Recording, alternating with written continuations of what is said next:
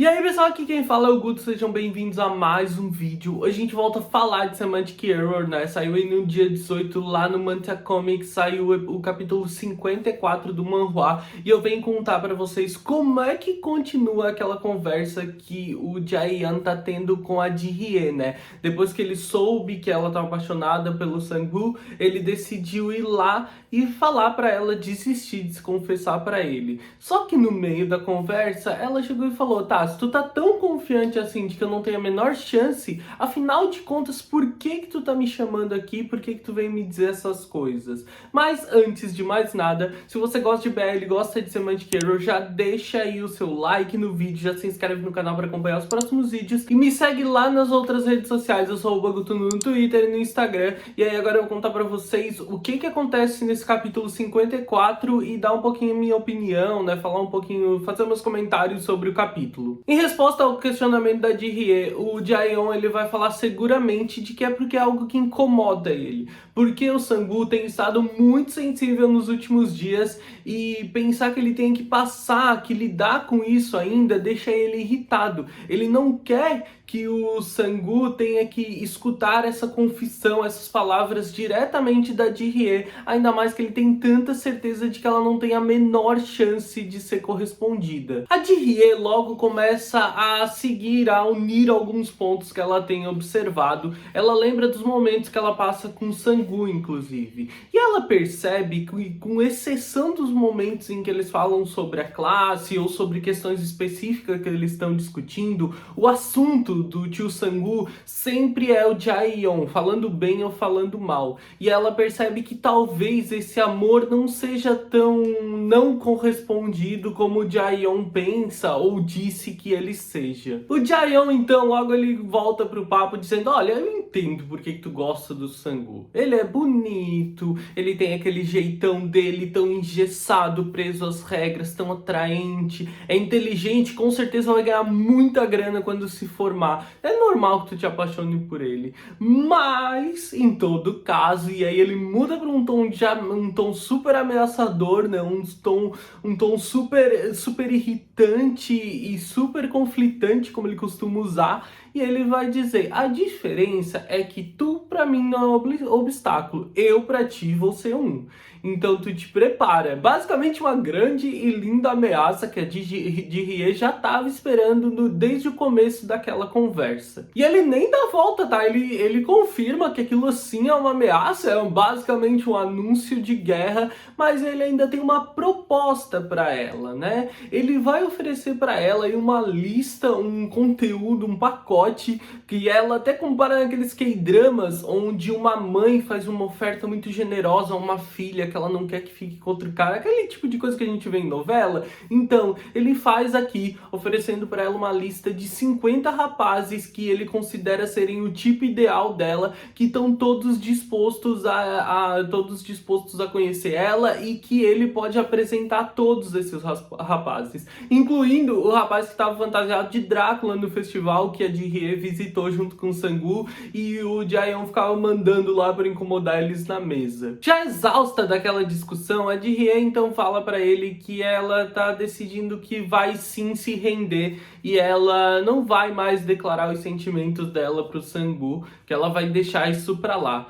E ele acredita que tenha sido pela proposta, mas ela confirma, ela garante que não. Ela diz que não é porque ele ameaçou, não é por causa dessa proposta, por causa dos outros rapazes. Ela não jogaria baixo como ele dessa forma. Ela só tá escolhendo fazer isso porque nessa conversa, lembrando do tempo que ela passa com o Sang-woo, ela percebeu que provavelmente se declarando, ela ia estar colocando ele em uma situação conflitante e indo contra os próprios sentimentos, porque ela já percebeu que o Sang-woo também gosta do Jae-young. Então que não é nada por causa dessa conversa, nada por causa das ameaças ou da oferta. Ela só tá escolhendo porque ela não quer ir contra os sentimentos que ela já percebeu do menino que é amigo dela. Pro Jae-young tá tudo bem, pelo menos ele que sai na frente nisso tudo, e ela desistiu da confissão. Ela então fala: beleza, mas a gente pode ser amigo ainda, né? Porque ele não me interessa só romanticamente.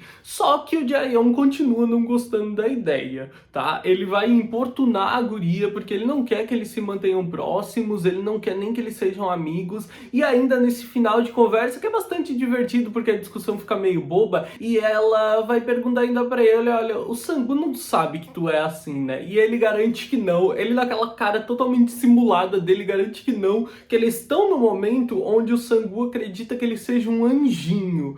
E ele garante pra ela isso, e ele ainda pede pra ela não procurar ele, nem pra resolver sobre o acordo, caso ela queira conhecer algum dos meninos, provavelmente ele mesmo procura, porque ele não quer correr o risco do Sang-woo perguntar por que ela tá procurando ele e causar algum tipo de incômodo pros dois. E como a própria obra diz, a história de amor da Ji-hye acabou antes mesmo de começar, e a menina vai embora daquela conversa conformada e decidida a focar nos próprios estudos durante todo esse tempo agora. A gente então vai ver o Sang-woo que recebe uma mensagem da Ji-hye que desiste, tá cancelando uma ida ao cinema que eles tinham juntos. O Sang-woo, se vocês não lembram, ele tinha ganhado um par de ingressos para assistir a um filme, ele tinha ganhado do Jaehyun, e ele tava planejando levar a Ji-hye para compensar uma dívida que eles ainda tinham nesse monte de vezes que eles saem juntos. Vocês sabem que o Sang-woo ele é super metódico, inclusive com as dívidas dele,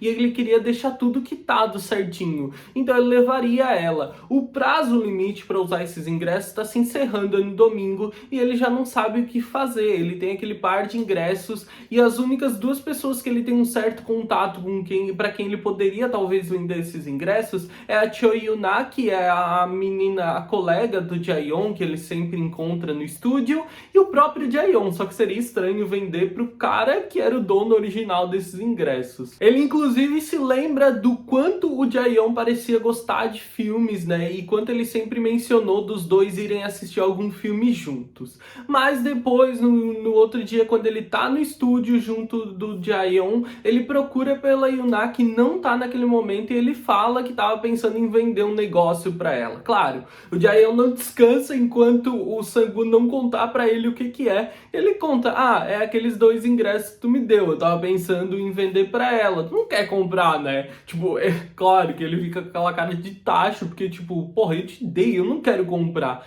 E aí ele diz, já que tu não quer comprar, o que tu acha da gente ir ver esse filme juntos, então? Afinal de contas, o prazo limite é no domingo, e se eu não vou conseguir vender para ninguém, então a gente pode assistir. E o Jaehyun, logo que ele recebe esse convite, ele fica completamente embasbacado, estabanado naquele momento, porque ele nem acredita que aquilo tá acontecendo, né? Óbvio. Ele fica tão sem reação que a primeira resposta do Sang-woo, inclusive, é tipo assim, se tu não quiser ir, tu não vai, não tem problema nenhum. Mas é óbvio, a gente sabe que o Jaehyun tá super feliz com isso. O capítulo acaba aqui mesmo no convite, então a gente já tem esse encontro, né? Esse encontro dos dois juntos, finalmente. Esse encontro é maravilhoso, confia em mim. Ele tá pra vir aí nos próximos capítulos. Deixa aí nos comentários aí embaixo o que você achou desse capítulo. Eu tô bem empolgado pros próximos, tá? O que tá vindo aí promete muito, vocês vão adorar pra gente estar discutindo aqui. Amei também esse fecho final da discussão da Ji-hye com o Jaehyun, esse jeitão dissimulado dele mais uma vez na conversa, muito divertida. Essa conversa foi muito divertida, engraçada em todos os seus aspectos. Ela podia ser muito dramática, mas ela não foi, ela só foi divertida. Deixa aí nos comentários o que você tá achando da obra. Eu espero que tenham gostado do vídeo, eu vejo vocês no próximo vídeo. Um grande beijo, tchau, tchau!